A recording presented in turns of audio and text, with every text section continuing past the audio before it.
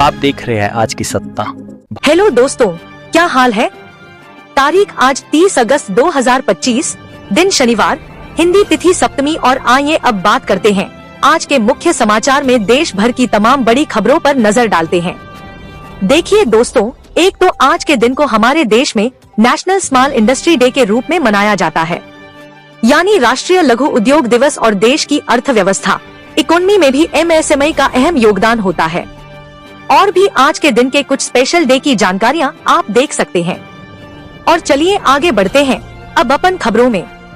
देखिए पहली खबर, आज देश के रक्षा मंत्री राजनाथ सिंह और उत्तर प्रदेश के मुख्यमंत्री योगी आदित्यनाथ 30 अगस्त को यूपी नोएडा का दौरा करेंगे। यहां ड्रोन यूनिट का निरीक्षण भी करेंगे। बीते दिन भी सीएम योगी काशी दौरे पर पहुंचे, रोपवे का हालचाल जाना और विकास कार्यों और कानून व्यवस्था की समीक्षा की। चलिए अगली खबर देखिए। अमेरिकी टैरिफ के जंग के बीच पीएम नरेंद्र मोदी ने गुजरात में रखी चीन फ्री बैटरी की नींव। मेड इन इंडिया को बढ़ावा मिलेगा। दरअसल मारुति सुजुकी ने भारत में लिथियम आयन बैटरी और इलेक्ट्रोड बनाना शुरू कर दिया है और देश के प्रधानमंत्री नरेंद्र मोदी ने गुजरात में यहां इस प्लांट का उद्घाटन भी किया। और वहीं देखिए हमारे देश के वाणिज्य मंत्री पीयूष गोयल का कहना है कि अमेरिकी टैरिफ के बावजूद भी इस साल 2025 में भारत में पिछले वर्ष से भी ज्यादा होगा निर्यात, यानी एक्सपोर्ट और भी बढ़ेगा। पीयूष गोयल का कहना है कि सरकार जल्द ही निर्यात को बढ़ावा देने के लिए कुछ नए उपाय लाएगी, तो अमेरिकी टैरिफ का असर निर्यात पर भारत में ज्यादा नहीं दिखाई देगा। इस साल पिछले साल से भी ज्यादा रहेगा 2025 का एक्सपोर्ट, ऐसा। और वहीं पीयूष गोयल बोले कि ट्रंप को भी जल्द ही मिलेगा करारा जवाब। ओमान और कतर के साथ भी जल्द ही भारत की ट्रेड डील एग्रीमेंट चल रही है, तो यह भारत की ट्रेड डील पूरी होने के बाद खाड़ी देशों के साथ भी भारत के द्विपक्षीय व्यापार और निवेश के नए अवसर खुलेंगे। और अगली एक बड़ी अच्छी रिपोर्ट सामने आ रही है।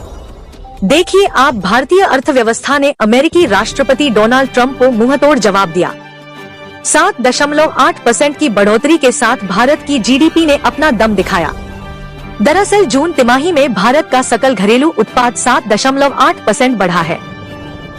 हालांकि राजकोषीय घाटा भी 29.9% पर पहुंच चुका है, लेकिन कुल मिलाकर भारतीय इकोनॉमी की ग्रोथ रेट काफी अच्छी रही है।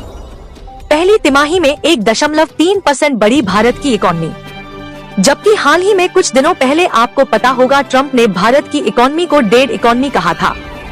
लेकिन अभी जो यह भारत की जीडीपी ग्रोथ रेट है, यह पिछले 5 तिमाही में सबसे ज्यादा रही है।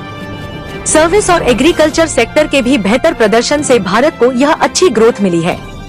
तो यह भी एक अमेरिकी राष्ट्रपति डोनाल्ड ट्रंप को मुंहतोड़ जवाब है। अच्छा, वैसे अभी आने वाले समय में भारत की जीडीपी ग्रोथ रेट थोड़ी स्लो हो सकती है। रिपोर्ट्स के मुताबिक भारतीय अर्थव्यवस्था FY26 में 6.3% से लेकर 6.8% की दर से बढ़ेगी।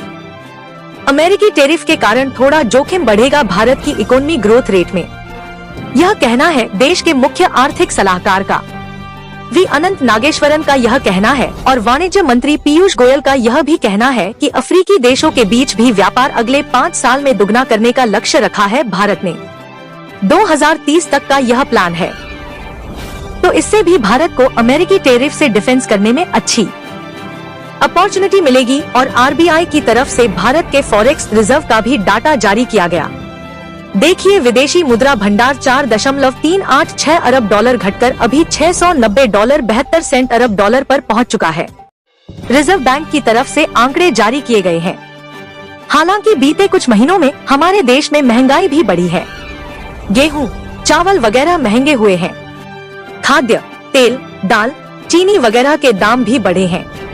और वहीं दोस्तों, अमेरिकी टैरिफ को लेकर एक रिपोर्ट यह सामने आ रही है कि हमारे देश के हरियाणा राज्य के 8 सेक्टर सबसे ज्यादा प्रभावित होंगे। हरियाणा, पानीपत के 30% ऑर्डर अटक गए हैं। यह टैरिफ लगाने के बाद एक्सपर्ट ने बताया 5 बड़े कारोबारी जिलों का हाल। हरियाणा के जो सेक्टर हैं, सबसे ज्यादा जिसमें textile, readymade garment, footwear, auto parts, steel engineering, agriculture, pharma समेत अन्य इंडस्ट्री प्रभावित होगी, क्योंकि भारत पर अमेरिका ने 27 अगस्त सहित तो 50% टैरिफ लागू कर दिया। तो इस नई टैरिफ नीति का असर हरियाणा राज्य में भी बहुत ज्यादा देखने को मिल रहा है और अमेरिकी टैरिफ के बीच केंद्रीय मंत्री ने भी लोगों से स्वदेशी अपनाने की अपील की और कहा कि ऐसी स्थितियों में देश को एकजुट होना चाहिए। केंद्रीय मंत्री शिवराज सिंह चौहान की तरफ से देशवासियों से यह अपील की गई। और वहीं दोस्तों, अभी आपको पता होगा पीएम मोदी जापान यात्रा पर गए हुए हैं। 2 दिन का जापान दौरा है पीएम मोदी का। इस दरमियान जापान में मोदी ने अगले 10 सालों का रोड मैप बनाया, 3 बड़ी घोषणाएं भी की। भारत जापान के बीच 9 अहम समझौते भी हुए। 5 लाख भारतीयों को जापान में नौकरी भी मिलेगी। इसके अलावा स्पेस सेक्टर में भारत जापान के बीच एक अहम समझौता हुआ है। जापान के रॉकेट से लॉन्च होगा भारत का चंद्रयान 5 मिशन। भारत और जापान मिलकर चांद के दक्षिणी ध्रुव की स्टडी करेंगे। पीएम मोदी की मौजूदगी में यह एक अहम समझौता हुआ है।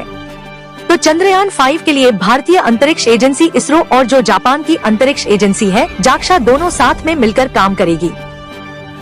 इस समझौते पर पीएम मोदी बोले कि यह मानवता की प्रगति का प्रतीक है और जापान दौरे पर पीएम मोदी ने कहा कि हिंद प्रशांत में शांति और स्थिरता के लिए भारत जापान दोनों एक साथ आएंगे।